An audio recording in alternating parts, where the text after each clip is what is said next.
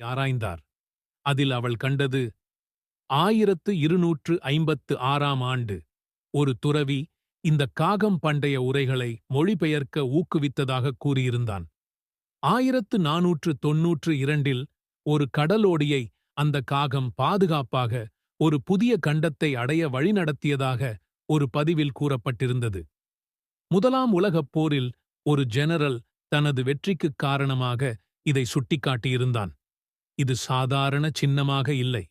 இது மனிதர்களின் எதிர்காலத்தை வடிவமைக்கும் ஒரு சக்தி. அந்த காகத்தின் குரல்.